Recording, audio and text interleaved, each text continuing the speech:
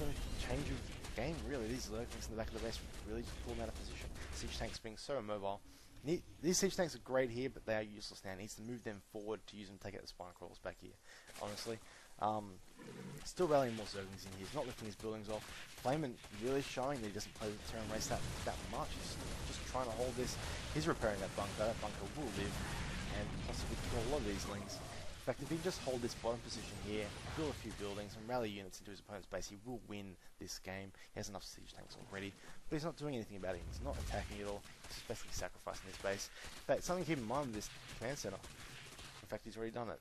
There you go. So there's a nice little expansion up here. You can go send this one to the other one, and they're protected by rocks as well. The marines behind that, you're pretty golden.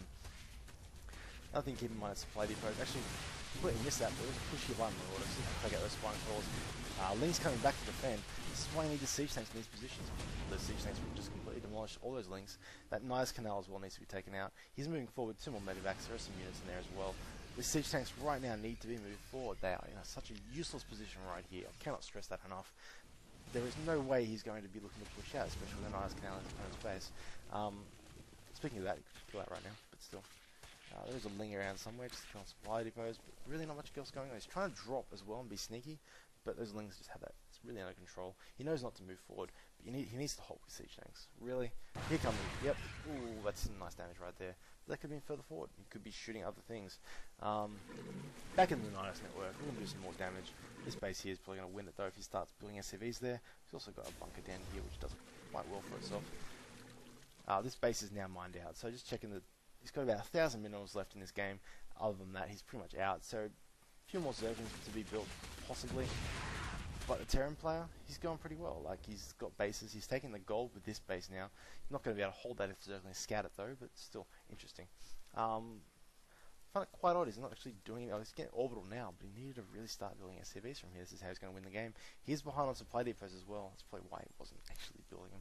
Still, unable to build more units. Zerg players starting to come back into this game. The only thing I'm really worried about is this. He cannot build a base. In fact, one thing to keep in mind is if he goes, if he spends too much more money on lings, he's not going to actually be able to afford a hatchery at all. So he's only got technically 473 minerals left in this game, unless he's going all in. Ooh, siege tanks caught out of position. They are set up now, and they will do a lot of damage to these lings. Oh, they're going to get picked off though. Picks one up. No, it gets killed. Sorry, I made that mistake, and basically that's going to be end of that pool. Dropships though, so strong. This is just back and forward here. Zerg player's pretty much out, just checking his money now. He hasn't spent that 700, so he's looking to expand, he's looking to take back his natural, but he just doesn't have the units. How many lings are here? You've only got 9 lings left, and technically once he builds his supply depots back, he'll be fine. In fact, he's already unsupply capped himself, so he's looking pretty golden right now. Speaking of money, yeah, this is how you get a lot of money really fast. You drop like, what's this, 8 mules? 7 mules. Still 7? Yeah, 7 mules down on the gold expo. That's free money, and yeah, just this is really interesting. Still rallying the units in, of course. Poor error there. Marines coming in, they're not attack moving, they're just moving. Unloading now, looking to do some damage. Needs some targeting the lings, well it's really hard in that mess of units there. This is a 25-minute game by the way, and we still have Terran on tier 1. Just want to point that out. Zerg actually being quite sneaky once this battle ends. I'll show you on GP by Guppy. He was actually trying to take the goal at that point. But no, well played. Flamin definitely taking advantage with Terran, but that Nice Canal really brought that game back to a point where it shouldn't have been.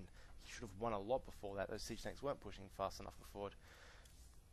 But yeah, so well played the Flamin. Takes the second game. We'll move on to game 3 now in this best of 5.